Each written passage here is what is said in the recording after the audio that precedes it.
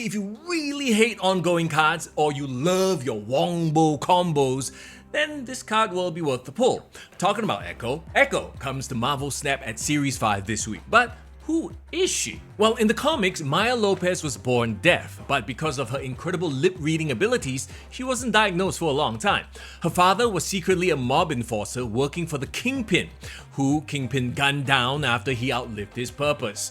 Dad did, however, ask Kingpin to take care of his daughter with his dying breath.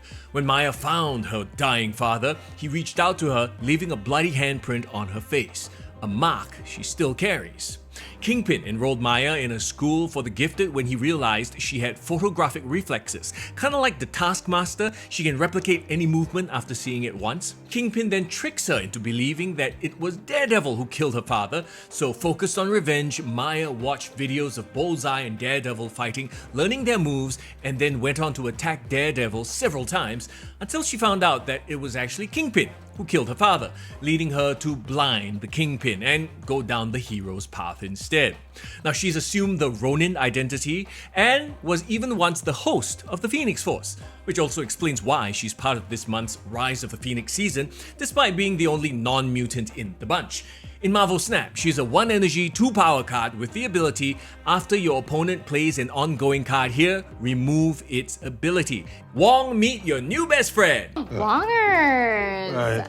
Ow! Okay, she doesn't protect against Enchantress or Rogue, but man, she is a hard counter to Cosmo, and this makes her a very interesting tech card. I mean, it's not like ongoing is a very overpowered archetype right now, so I feel like she's gonna be hard to justify for your deck in the 1 cost category. You know, you're gonna sacrifice the value of a Kitty Pryde or Nebula or Sunspot for a tech card that only works against ongoing?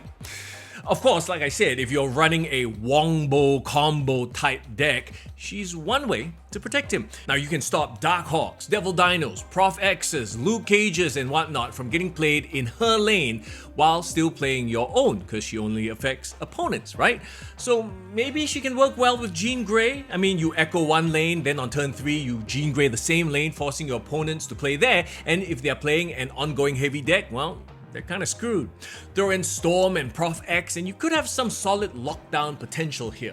I mean, it's a card that needs testing before we can see how viable it is, so I definitely don't think it's worth spending 6,000 tokens on. So I will be trying to pull her from a Spotlight cache, which if we look at this week's offerings, okay, it's kind of like a 2 out of 4, right? You definitely want Iron Lad, he's big value if you don't already have him. The Random and Kang, you kind of don't want those. Just wait till you meet my variants. And as for Echo, I think only